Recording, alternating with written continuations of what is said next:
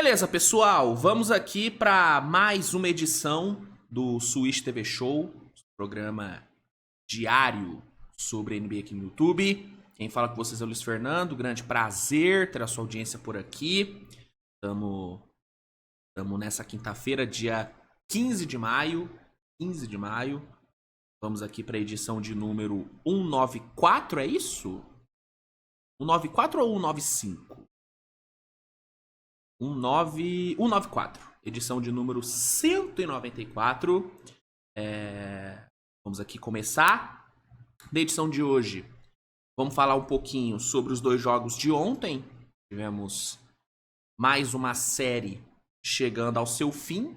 Minnesota, pelo segundo ano seguido, chega na final do Oeste, elimina a equipe do Golden State em 5 jogos. Novamente tivemos Wolves em 5, hein? Olha aí, hein? Realmente o Minnesota tomou pra si o meme em 5. Né? O meme que era pra ser pro Lakers, realmente o Minnesota roubou, agora é dele. Tal do Wolves em 5 pegou, não tem como. Não tem jeito. Então eu vou falar sobre a classificação do Minnesota, falar sobre a eliminação do Warriors também, né? Trocar uma ideinha rápida sobre movimentações que o Golden State pode fazer. Eu já falei um pouquinho sobre isso no pós-jogo, mas aqui eu vou dar uma aprofundada um pouquinho maior, falar sobre opções, enfim. Falar sobre o pós-eliminação do Warriors. Obviamente, vamos falar também sobre a vitória do Celtics em cima do Knicks. Celtics se mantendo vivo nos playoffs, sobrevivendo por mais um dia. Então, comentar sobre esses dois jogos, falar sobre o jogo de hoje, entre Thunder e Denver. Jogo esse que pode encerrar a série. Comentar sobre esse jogo.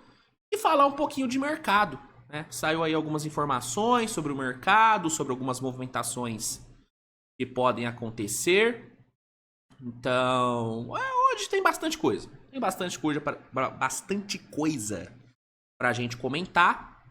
Antes só peço para que você, obviamente, deixe seu like, que é importante pra caramba, né? Se você ainda não deixou o like, cara, já diz muito sobre o seu caráter, né?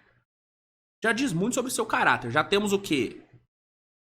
Já temos quase 3 minutos de programa e você não deixou o like ainda. É um mau caratismo, né? Estampado na cara. Então, deixa logo o like, por favor, que ajuda muito. Quem não for inscrito, se inscreve no canal pra não perder nenhum programa novo. Switch TV Show é um programa diário, todo dia tem. Então, se você quiser sempre receber aquela notificaçãozinha quando o programa estiver no ar, se inscreve e ativa as notificações. Compartilha o programa com a galera, que é legal para dar uma divulgada no projeto. E vambora, cara. Vamos começar essa bagaça. Roda a vinheta e vamos lá. Opa, vinheta.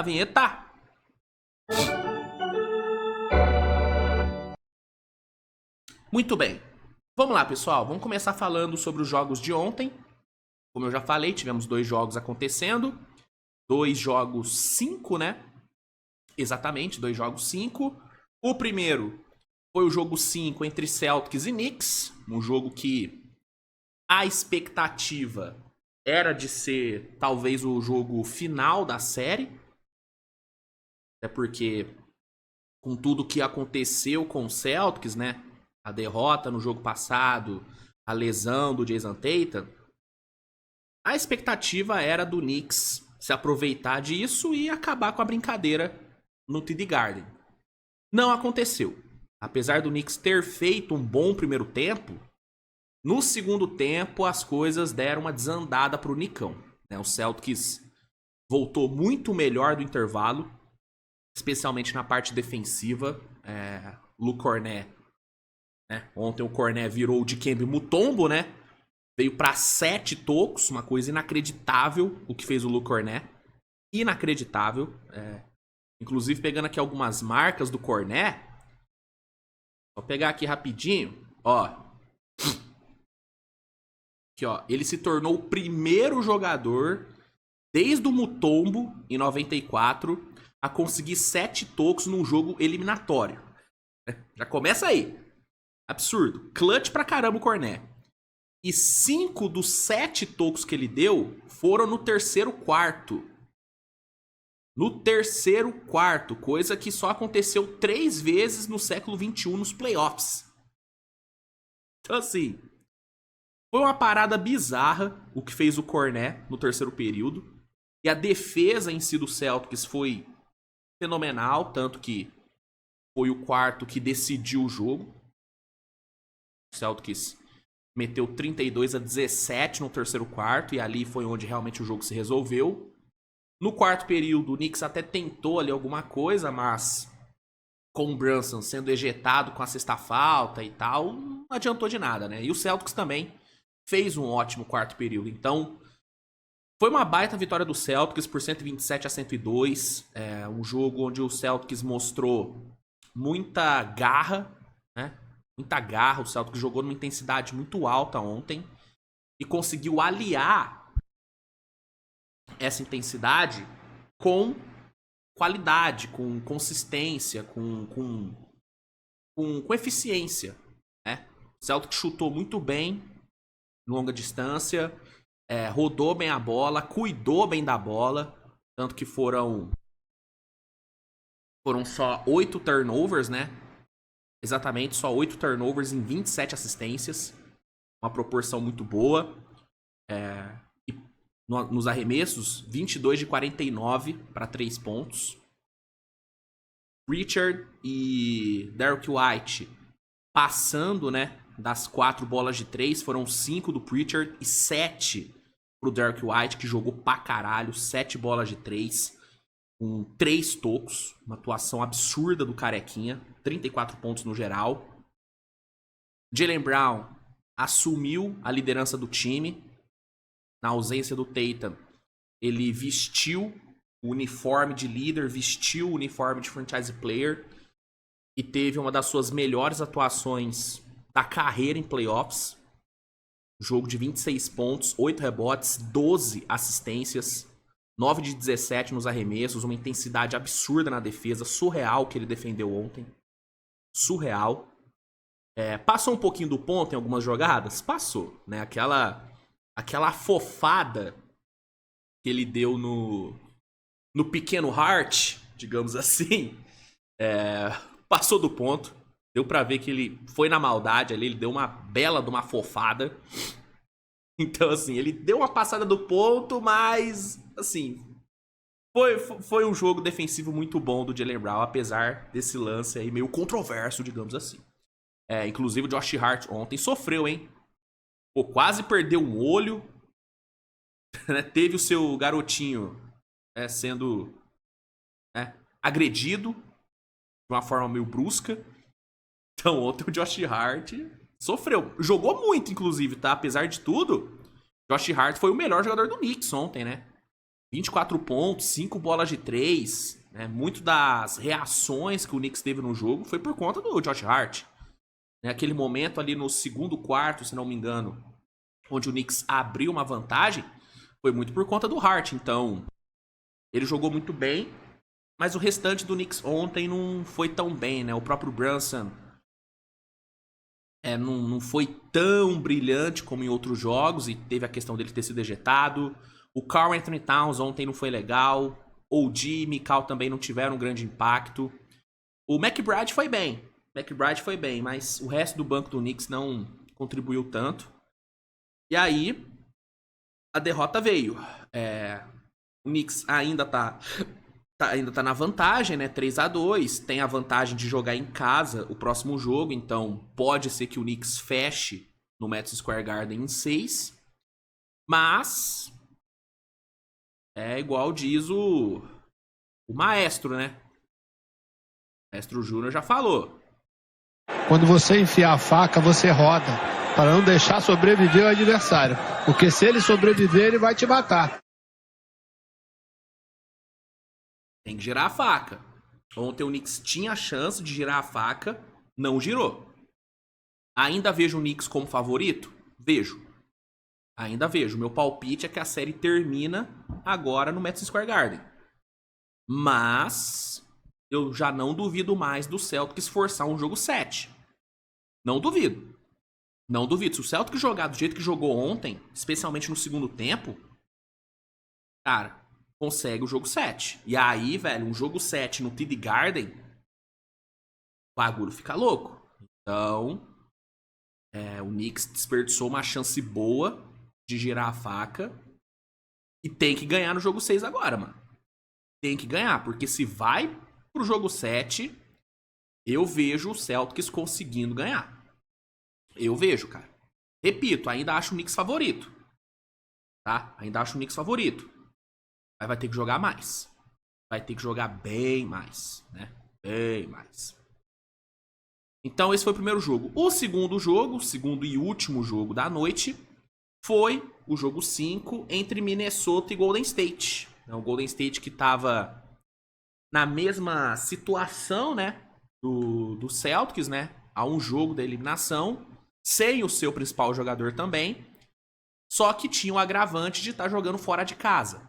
Enquanto o Celtics jogou com o apoio do seu torcedor, o Golden State jogou em Minnesota.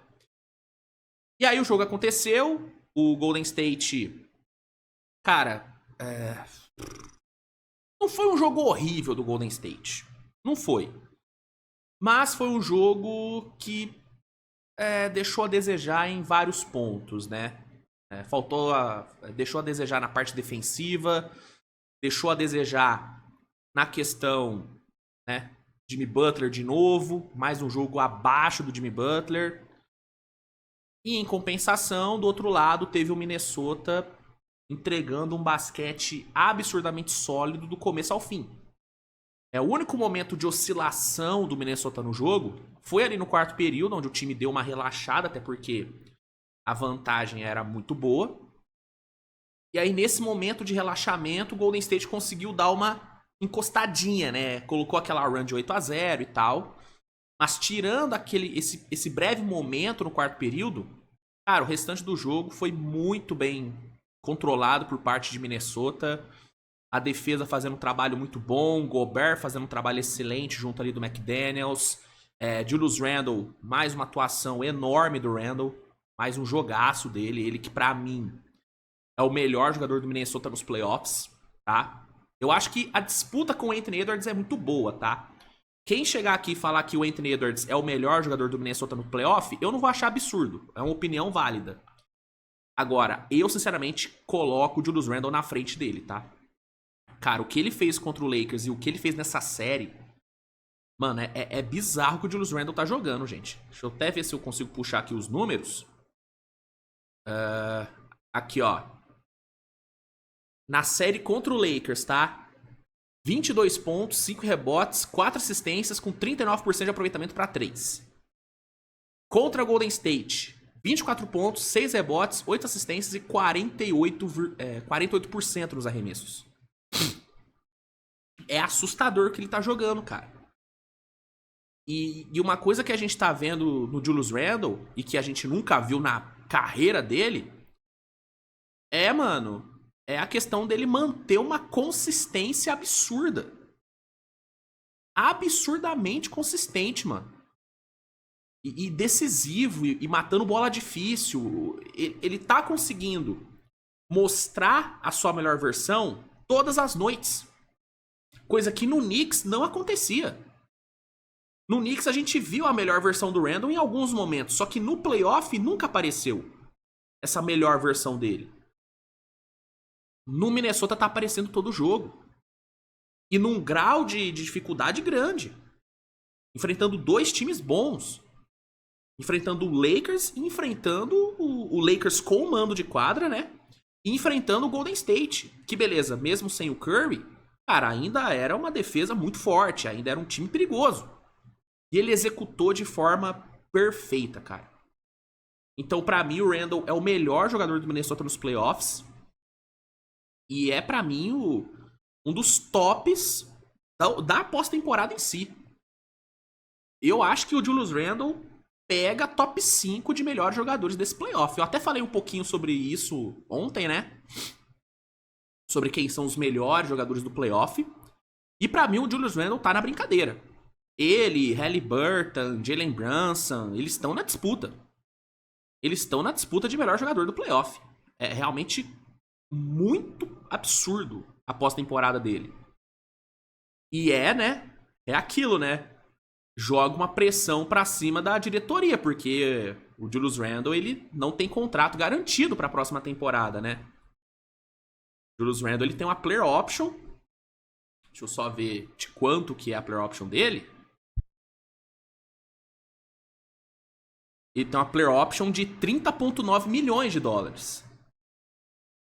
Ou seja, se ele resolve abrir mão dessa player option e ir pro mercado, mano, ele vai obrigar o Minnesota a desembolsar uma grana violenta pra ficar com ele. Porque com certeza ele vai buscar um contrato gigante, mano. Eu acho muito difícil que ele não vá buscar um contrato grande. Contrato grande. Acho que ele vai buscar um contrataço. Então... Agora o Minnesota vai ter que decidir. Porque eu acho que, sei lá, o plano quando o Minnesota pegou o Randle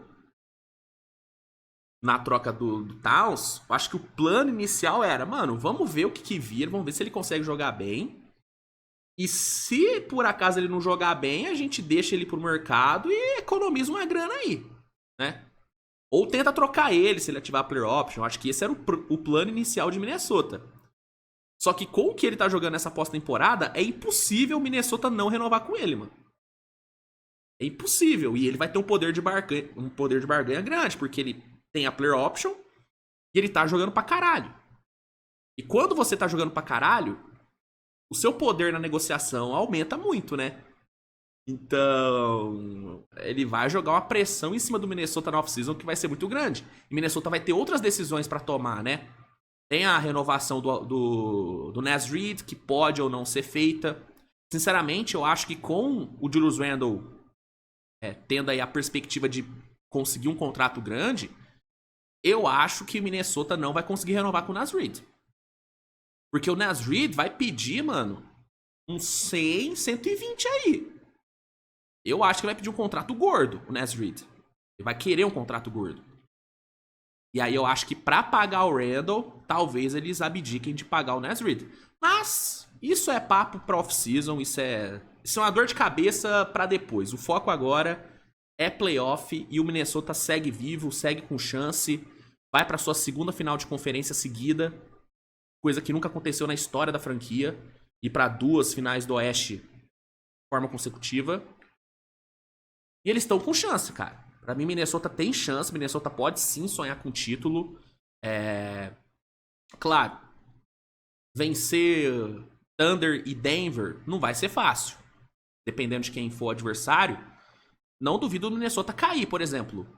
Minnesota contra Oklahoma, meu palpite seria Oklahoma. Minnesota e Denver, eu sou mais Minnesota. Tá? Até porque Minnesota tem um histórico positivo contra Denver, né, nos últimos anos. Então, assim, claro, não vai ser fácil, mas Minnesota tá com chance, mano. Minnesota tá com chance de título real. Real, mano. E o Julius Randle pode ser o cara desse título, desse possível título. Então, tá jogando muito e ontem não foi diferente. Foi o melhor jogador do Minnesota na partida. Mike Conley fez um puta jogo também. Teve aquela sequência de 3 bolas de 3 no segundo quarto, talvez? Acho que foi no segundo quarto. Foi importantíssima pro Minnesota desgarrar. Anthony Edwards fez um segundo tempo muito bom de novo, matando bola de fora, defendendo bem, passando muito bem a bola. Foram 12 assistências pro Anthony Edwards, se não me engano. Então foi mais um ótimo jogo do Minnesota e uma classificação mais do que merecida, né? Eu sei que vai ter muita gente... Na verdade, já tem muita gente, né? Falando de asterisco, que só ganhou porque o Curry não jogou. Cara, assim, eu falei um pouquinho sobre isso ontem, mas acho que é legal reforçar. Com o Curry, a série poderia ter sido diferente? Cara, com certeza. Com certeza poderia ter sido diferente. A chance do Golden State passar tendo o Curry disponível, cara, aumentaria muito. Porém, cara, eu acho muito injusto você atribuir a classificação do Minnesota somente à ausência do Curry. Eu acho que é você menosprezar muito e diminuir demais tudo de bom que Minnesota fez na série. É diminuir as performances do Randle, é diminuir os ajustes feitos pelo Chris Finch, que fez um trabalho excelente. Chris Finch, que na minha humilde opinião, já se posiciona como o maior técnico da história do Minnesota Timberwolves. Pra mim, ele já alcançou esse patamar, tá? Então, eu acho injusto você querer resumir a classificação do Minnesota à ausência do Curry. Ah, se o Curry tivesse jogado, ah, se o Curry não machuca. Irmão, é muito se. Eu prefiro trabalhar com o fato. Qual que é o fato? O Minnesota foi melhor do que o Warriors no ataque, na defesa. O star power do Minnesota apareceu muito mais do que o star power do Warriors, que deixou muito a desejar, o Sr. Jimmy Butler, né? E eles foram mais consistentes, venceram em 5. Não é que foi uma vitória em 7 jogos, não, venceu em 5. Perdeu um jogo. Jogo esse que, inclusive, foi um jogo extremamente atípico, onde Minnesota chutou para 17% para 3. A galera tá falando muito. Ah, o Curry jogou 13 minutos no primeiro jogo e o Warriors ganhou. Tá. E o fato do Minnesota ter tido essa noite bizarramente horrível nos arremessos, não conta, não? Você acha que foi só os 13 minutos do Curry? Não querendo diminuir o Curry, tá? Não é esse o ponto. Mas eu acho que é muito injusto e é muito... uma análise muito pobre, com todo respeito, você pegar 13 minutos do Curry e falar, olha aí, se com 13 minutos ele fez aquilo, pô, se ele joga a série inteira, o Warriors tinha passado. Porra. Sério mesmo? Que essa sua cravada, ela tem como argumento 13 minutos de um jogo onde Minnesota teve um aproveitamento, teve talvez um dos piores aproveitamentos para 3 pontos da história moderna dos playoffs? Sério isso? Desculpa, eu não compro esse papo. Pra mim, Minnesota era favorito antes da série, falei aqui. Inclusive, acertei, né? Quero me gabar. Mas eu falei, Minnesota tem 5. Não, Luiz, você tá maluco? Aí passou. Enfim. Então, pra mim, Minnesota era favorito antes da série começar. E beleza, sem o Curry facilitou um pouco? Facilitou, até porque sem o Curry o ataque do Warriors é uma zona. Ainda mais com o Butler jogando com o freio de mão puxado. Ah, Luiz estava doente. Irmão, desculpa. A partir do momento que você pisa em quadra, você vai ser cobrado. Ainda mais se você for uma estrela que ganha quase 60 milhões por ano. Então, enfim, eu acho que o Minnesota, pra mim, não tem asterisco. Eu não coloco asterisco na classificação do Minnesota. Assim como, por exemplo, o torcedor do Warriors não coloca asterisco no título de 2015. Ou coloca? Vamos falar um pouquinho sobre isso aqui. Torcedores do Warriors que estão colocando asterisco na classificação do Minnesota. Vocês também colocam asterisco no título de 2015? Porque se eu me lembro bem, o Cavs jogou sem o Kevin Love e sem o Kyrie Irving, né? E eu acho que os dois tinham uma certa importância naquele time, não tinha? Vocês colocam asterisco no título de 2017? Onde o Warriors encarou o Spurs sem o Kawhi Leonard, porque o Zaza Pachulia, de forma suja, machucou o Kawhi Leonard? Eu acho que o Kawhi Leonard fez um pouquinho de falta pro Spurs, não fez? Era o melhor ano dele na NBA até então. Título de 2018. 2018? Que o Chris Paul machuca? Na final do Oeste? Acho que é, né? Vocês colocam um asterisco nesse título? Acho que não, né? Acho que não coloca asterisco nesse título. Quer falar de asterisco? Eu não coloco asterisco em nenhum título desse do Warriors. Pra mim, o Warriors mereceu todos os títulos, tá? Mereceu todos os títulos. Contra San Antonio... É que aquele Warriors era muito absurdo. Mas o San Antonio tinha chance de passar com o Kawhi. O jogo tava pegadaço até a lesão do Kawhi. Mas eu não coloco asterisco. Por quê? Porque eu prefiro ver o mérito do time que passou do que ficar apoiando uma análise, uma perspectiva a uma lesão. Lesões acontecem. Lesões acontecem. E o time conseguir manter os seus principais jogadores saudáveis também é mérito dos caras. Por que que o Anthony Edwards não estourou nesse playoff? Por que o Randle não estourou nesse playoff? Porque o Minnesota é um time coletivo, é um time que não depende de um só jogador. E aí, quando você não tem essa dependência, você não gera tanto desgaste. O Warriors, por ser absurdamente dependente do Curry, cara, o Curry estourou. Lesão muscular, foi uma lesão sozinha. Puro desgaste aquilo lá. Olha o Pacers. Por que ninguém do Pacers machuca? Porque é um time coletivo. Não tem porquê o... Por exemplo, o Haliburton. Você não vai ver o Haliburton forçando 30 infiltrações num jogo. Porque não precisa. E aí você preserva o seu jogador. Olha o Denver. Olha o jeito que o Denver tá esfacelado. O Denver tá morto. Só tá faltando perna pros caras. Por quê? Porque é um time que depende muito de um cara. Não tem coletivo. Compensação, olha pro Thunder. Todo mundo inteiraço. Então existe muito mérito em você manter os seus jogadores saudáveis. E o Minnesota manteve. Infelizmente aconteceu com o Curry a lesão, uma pena. Repito, com ele, a série poderia sim ter sido diferente. Mas aí é o se. E eu não trabalho com se, eu trabalho com fato. E o fato é que Minnesota foi melhor e venceu em 5 jogos. Steve Kerr falou sobre isso. Falou, ó, não tem por que falar de Stephen Curry. Minnesota mereceu passar. Draymond Green falou, não somos o time que arruma desculpas. Então, se o Draymond Green não tá arrumando desculpa pra eliminação, por que o torcedor tá arrumando, meu Deus do céu? Porra, aceita. Eu sinto que algumas torcidas, não é um ataque só a torcida do Warriors não, tá? Pelo amor de Deus. Mas eu sinto que algumas torcidas não aceitam que o adversário é melhor. Ou que o adversário foi melhor. Tem uma dificuldade extrema em reconhecer o adversário. Falar, os caras jogaram melhor, ponto. Ah não, mas se o Curry não tivesse machucado, olha aí, jogou 13 minutos, jogou pra caralho, ele ia destruir com a série, ia ser varrido, ia ser 4-0 se o Curry não tivesse machucado. Porra, gente. É foda, cara. É foda. Eu sou totalmente contrário a essa posição e eu vou continuar batendo na tecla. Não tem asterisco. Não tem asterisco. E eu reforço. Vai colocar asterisco na classificação do Minnesota? Então você vai ter que colocar em vários momentos desse Golden State também. Vai colocar asterisco? Quer colocar asterisco? Vamos colocar asteriscos então. Vamos colocar asteriscos então. Enfim. É isso. É isso. Minnesota mereceu passar, passou aí. E o Warriors tá eliminado. Tá eliminado e agora o Golden State vai ter que tomar decisões no off-season. Ontem eu até já dei uma adiantada aí na discussão.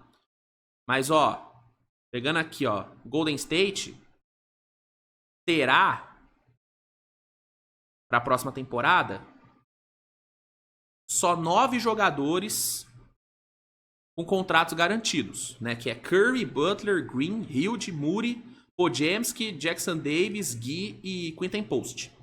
Só esses têm contratos garantidos. Gary Payton, Kevin Looney, Jonathan Kuminga e o nosso querido jogador de lacrosse, né, o Pat Spencer, não tem contrato garantido. Eles têm que renovar. E aí a primeira coisa que o Warriors vai ter que decidir é: vale a pena renovar com quem? Desses 4, eu só renovaria com o Kuminga.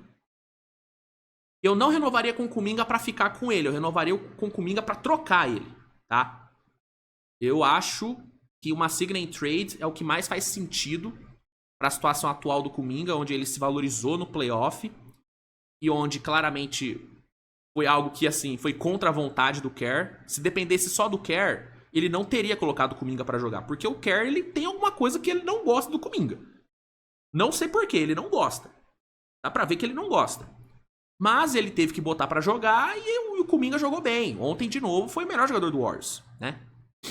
Então, eu acho que pela valorização que o Kuminga teve nesse playoff e pelo fato do Steve Kerr não gostar dele ou não enxergar ele como um cara pra ser titular, enfim, eu acho que o que mais faz sentido mesmo é trocar, usar ele numa sign and trade, acumular, né, mais talento em posições que o time precisa. Né, eu até comentei ontem que pra mim o foco do Warriors tem que ser alas 3&Ds, tá? Reserva pro Curry. E se tiver a possibilidade, pegar um pivô. Um pivô pra ser titular. Eu acho que esses têm que ser os focos do Warriors no mercado. E aí usar o Kuminga como moeda de troca pode ajudar a conseguir alguma dessas posições, né? Eu até falei ontem, né, da possibilidade de pegar Kuminga, de pegar talvez Podziemski, juntar umas piques e tentar o Cam Johnson do Brooklyn Nets. Eu acho que daria pra fazer negócio. Eu acho que daria pra fazer negócio. E o Cam Johnson resolveria já essa questão do ala trendy. Já resolveria. E não, é um cara que entrega um atleticismo, experiência, um cara que tá na liga há um tempo já, né? Já foi finalista de NBA, então eu iria atrás do Cam Johnson. Com a grana que o Warriors vai ter no cap, porque o Warriors, com os contratos que tem garantidos, vai ter 170 milhões de folha, que é acima do teto, mas é abaixo da Luxury Tax, né?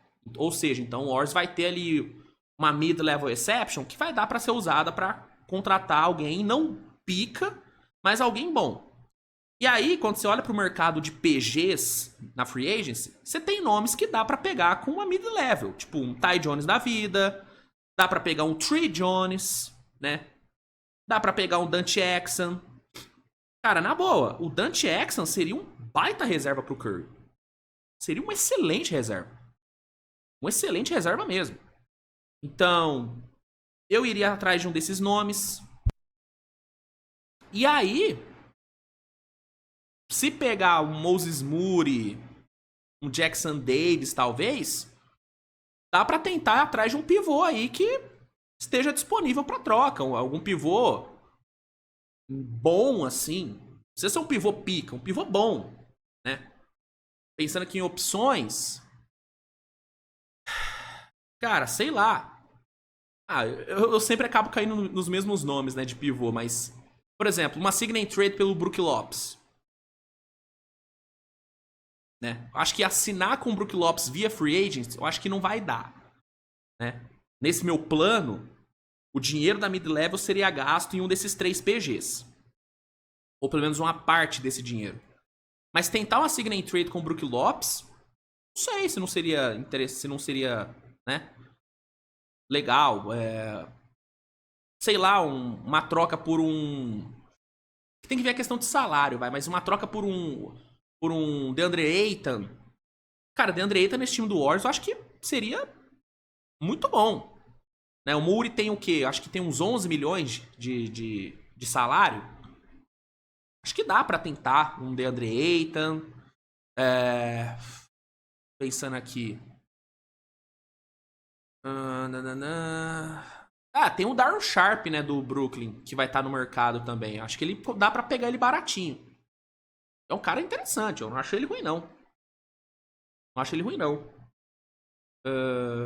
Chris Boucher vai estar no mercado, se não me engano. Ele é outro que também não vai sair muito caro. Daria pra assinar com ele, com o que sobrasse da mid-level, ou até tentar uma sign trade. Tem opções, cara. Tem opções. Luiz, e o Claxton? Claxton eu acho muito inviável, não dá. Pro Warriors não dá o Claxton, acho muito difícil. Steven Adams vai estar no mercado. Eu não sei se o Steven Adams vai pedir uma grana tão grande assim. É que ele se valorizou no playoff, né? Tem que pensar nisso. Mas não sei se não daria pra pegar ele com um contratinho aí menorzinho. Ou tentar uma sign trade também. Enfim, cara, tem opções aí pro Warriors, cara. Acho que a questão é trabalhar. É trabalhar, mas pra mim a prioridade máxima, as prioridades máximas deveriam ser um ala trendy e um reserva pro Curry. Um bom reserva, porque não dá pro reserva do Curry ser o Pat Spencer, gente. Desculpa, não dá. Sim, não dá. Tem que arrumar um reservinha melhor. E aí, como eu falei, Ty Jones, Trey Jones, Dante Exum, acho que são opções boas e baratas pra ser reserva do 30, né? Pra ser reserva do 30. Então, acho que é isso. Acho que é basicamente isso que eu faria se fosse GM do Warriors. Focaria nisso e... É um time bom, cara, assim. É um time perfeito? Não é, mas é um time bom, cara. É um time forte que se chegar saudável no playoff e com uma rotação sólida de 8, 9 caras, dá pra brigar, mano. Dá pra brigar. Dá pra brigar esse time. Então, acho que é isso. Acho que é basicamente isso sobre Golden State e Minnesota. Falando sobre o jogo de hoje, jogo dessa quinta-feira, Thunder e Denver, jogo importantíssimo, né, cara? Um jogo decisivo, jogo que pode ser o último da série, é o único jogo do dia, né? 9h30 da noite, teremos aí esta partidaça. Jogo em Denver, no Colorado, o que é bom pra equipe do Nuggets. Mas, sinceramente, cara, olhando pro momento da série e olhando principalmente pra parte física dos dois times, eu acho que o Thunder entra hoje com muita chance de ganhar. Né? No último jogo, no caso, ficou muito nítido como que tá faltando perna pra esse time do Denver. Né? Você viu o Denver no clutch? Cara, claramente faltava fôlego pros caras. Mano. Claramente faltou fôlego. E aí, com alguns nomes não jogando bem, como foi o caso do Aaron Gordon, do Michael Porter, do Christian Brown, cara, o clutch do Denver foi muito abaixo. O Thunder cresceu muito no clutch e sobrou na parte física, né? Então, sinceramente, cara, eu acho que o Thunder tem boas chances de fechar hoje, né? Ainda mais pelo fato do Thunder finalmente ter aprendido a jogar clutch time, né? Aprendeu, já ganhou 2 clutch seguidos, com o Shai jogando muito bem, com o Daigneault tomando boas decisões, né? No primeiro clutch que ganhou, ele deixou um pouquinho a teimosia de lado e fechou com os caras que tinha que fechar, né? Tirou o Lugendort e fechou ali com os caras. No último clutch, ele foi um pouco teimoso, mas a teimosia dele deu certo, porque o Lugendort estava horroroso até o terceiro quarto, e assim mesmo ele insistiu e o Dort meio que decidiu o jogo com aquelas 3 bolas de 3 seguidas. Então, o Thunder tá confiante, o Daigneault tá confiante, o elenco tá confiante, e o Shai finalmente está jogando o que a gente sabe que ele podia jogar, né? Então, com esse combo e com a parte física estando bem melhor do que a de Denver, eu acho que o Thunder tem boas chances de ganhar hoje. Mas boa chance mesmo, assim. Pra mim, o Thunder, se jogar o que sabe e se fizer o que fez nos últimos jogos, nos últimos 5, 6 minutos, eu acho que o Thunder fecha hoje em 6 jogos. É meu palpite, tá? Meu palpite é Thunder em 6. Thunder passando e pegando o Minnesota na final do Oeste. Ah, Luiz, você acha que é impossível o Denver ganhar? Não é impossível. Ainda mais se o Jokic jogar do jeito que jogou e se os coadjuvantes aparecerem. Mas eu realmente tô bem preocupado com a parte física do Denver, cara. Eu acho que os caras chegaram no limite. Eu realmente acho que os caras chegaram no limite. Os caras tá muito cansado, mano. Tá muito cansado. E é o problema de você ter um elenco curto. De você ter rotação curta. Eu acabo falando bastante, né? Sobre a importância de você ter 6, 7 caras muito bons no playoff. Você precisa ter 6, 7 caras muito bons. Que aí você consegue ir longe com esses 6, 7 caras saudáveis. Só que quando você enfrenta um time que tem 9, 10 caras muito bons, você tá numa situação complicada, porque o outro time vai ter muito mais gente pra rodar. E aí mesmo você tendo uma rotação de 6, 7 caras muito boa, o outro time, por ter mais jogadores à disposição, ele vai sobrar na parte física. E no playoff, muitas vezes, o físico fala mais alto que o técnico, né? Eu acho que isso tá começando a acontecer com o Denver, cara. Eu acho que o Denver chegou no limite, mano. Os caras tá muito cansado, velho. Tá muito cansado. E o Thunder teve a vantagem de, né, descansar todo aquele tempo por conta de ter varrido o Memphis na primeira rodada. Então, eu acho que isso pesa hoje e eu acho que o Thunder ganha. Eu acho que o Thunder leva a vitória e a classificação para a casa, tá? Então, sobre os jogos, era basicamente isso. Falando bem rápido sobre algumas coisas que saiu em relação ao mercado, né? Mas bem rápido mesmo, tá? São só algumas curtinhas, né? Algumas curtinhas que saiu. Separei aqui essa postagem do Coast to Coast, que eles dão uma compilada nos últimos reports, né? Aqui eles compilam reports do Hoops Hype e do Brett Siegel. Vamos lá. Primeiro report é sobre Josh Giddey. Giddey que tá para renovar contrato, né?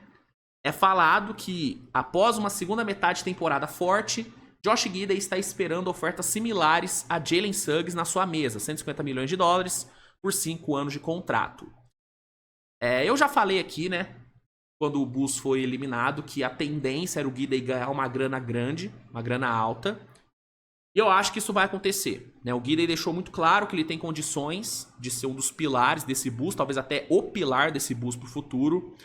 Teve uma temporada muito boa, se encaixou perfeitamente com o time, né? O fit dele com o Kobe White foi muito bom. E eu acho que o Bulls vai pagar o Giddey o que o Giddey pedir. Eu acho que o Bulls vai gastar. E 150 por 5 anos, eu não acho um valor absurdo para pagar pro Giddey. Não acho absurdo. Claro, se ele não mantiver o nível dessa última temporada, aí beleza, vai ser um contrato que daqui a um tempo a gente vai olhar pra trás e falar, putz, que contrato merda. Mas se ele mantiver o nível da última temporada e seguir evoluindo, coisa que eu acho que vai acontecer, é um contrato que daqui a um tempo a gente pode olhar e falar, putz, contrato até que saiu barato, né? Porque o Giddey, cara, vamos falar a verdade, ele tem potencial pra virar All-Star, mano.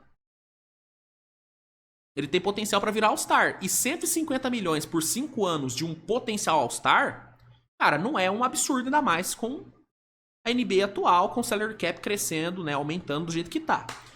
Então, eu acho que é um valor ok. Se for isso mesmo que o Giddey vai pedir, eu acho que o Bulls tem que aceitar, tem que pagar. Porque, velho, o cara jogou muito, mano. Foi o melhor jogador do Bulls na temporada. Tem muito pra onde correr aqui. Então, tem que manter. O outro report é sobre Lauri Markkanen. Aqui tá falando. Lauri Markkanen volta a ter o nome mencionado nos bastidores, mas mesmo que ele seja excepcional, seu valor de mercado caiu muito devido à assinatura de sua extensão máxima de contrato. Isso aqui é uma verdade, né? O valor, né? O hype do Markkanen caiu, né? O Markkanen tava no hype na off-season passada. Na off-season passada, o valor de mercado do Markkanen tava na lua. Com a extensão que ele assinou, o valor dele cai bastante. Por isso que eu acho que o Jazz não vai negociar o Lauri Markkanen. Eu acho que o Jazz meio que abdicou de negociar ele a partir do momento que assinou a extensão. E até porque o Markkanen caiu demais de rendimento, né? Ele também não foi o mesmo Markkanen dos últimos anos. Então, eu não vejo o Markkanen sendo negociado, tá? Não vejo. Não vejo porque vai acabar que o Jazz vai sair no prejuízo se negociar ele agora, né? O melhor cenário pro Jazz é fazer uma boa temporada na primeira metade, valorizar ele e aí na trade deadline, se ele tiver bem, tentar negociar o cara. Agora, negociar na off-season, eu acho que faz zero sentido para Utah. Faz zero sentido. E fechando, falar aí sobre uma possível novela da off-season, né, que é o Gafford, né?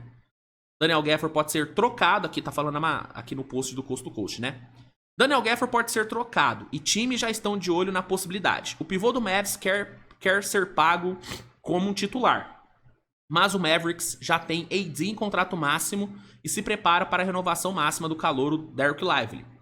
Na mesma temporada que Gafford terminará seu contrato com o Mavs. Na mesma temporada que o Gafford terminará seu contrato com o Mavs. Então, o Gafford quer ser pago como um pivô titular, coisa que ele nem é, né? Ele não é exatamente um titular, né? Não é um titular absoluto. Mas ele quer ser pago como um pivô titular. Só que o Dallas, por já ter o AD no contrato máximo e por ter a renovação do Lively e por, né, ter o Cooper Flag chegando, e o Cooper Flag tem tudo para se tornar uma super estrela. Então a renovação do Cooper Flag, quando acontecer, também vai ser uma renovação gorda. Então seria interessante, né, guardar a cap para quando isso acontecer. Então, por conta disso, pode ser que o Dallas acabe trocando o Daniel Gafford para não ter que arcar com os custos dele. É um cara que vai ter um puta mercado. Muito tem sido falado sobre Los Angeles, né? Pela necessidade do Lakers de pivô. E pela questão dele já ter jogado com o Luka, né? Inclusive, foi falado que no jogo ali do Luka contra Dallas, ele teria falado pro Luka que, pô, vou jogar com você, hein? Vou jogar com você, hein? Então, tem todo esse papo. Mas indo pro Lakers ou indo pra outro time, eu acho que o Gafford tem muito mercado. É um cara que se valorizou bastante nos últimos anos. Tem que ver essa parada do contrato dele, tem que ver o quanto que ele vai querer. Porque, por exemplo, pra mim hoje é um absurdo você pagar mais caro num Gafford do que num Naz Reid. Se eu tiver 100 milha pra pagar pra alguém, nossa senhora, eu não penso duas vezes, é Naz Reid na cabeça. É Naz Reid na cabeça, então tem que ver essa pedida salarial aí do Gafford Mas dependendo do quanto for, acho que vale super a pena investir numa troca por ele. Acho que vale super a pena e eu acho que o Dallas vai conseguir coisa boa. Eu não acho que o Dallas tem que se matar pra manter o Gafford, não, tá? Pô, você tem o Lively, você tem o Anthony Davis, irmão. Você tá muito bem servido de bigs. Tá chegando o Cooper Flag agora, que deve fazer a... Deve jogar ou na 4 ou na 3. Eu, sinceramente, eu gostaria de ver o Cooper Flag jogando mais na 3, tá? Sendo sincero. Gostaria de ver ele jogando na 3. Mas a tendência é que ele jogue na 4. Pelo menos é o que alguns especialistas têm falado. Então, mano, você tem aí Derek Lively, você tem AD, você tem Flag, você tem o PJ Washington pra jogar na 4 e na 5. Então, mano, tranquilo. Tranquilo. Eu não queimaria neurônio pra ficar com o Gafford, não. Sinceramente. Sinceramente. Não faria isso, tá? Então, é isso, tá? Essas eram algumas notícias que eu queria trazer aqui. E é isso, tá? O programa de hoje é isso. Agradeço a todos aí pela audiência. Obrigado a todo mundo aí que acompanhou o programa na estreia. Valeu demais. E pra quem tá assistindo sob demanda, valeu demais também. Voltamos amanhã com mais uma edição. Fiquem com Deus. Até mais tarde com o pós-jogo da rodada. E tamo junto, né? Beijão no coração de todo mundo e tchau!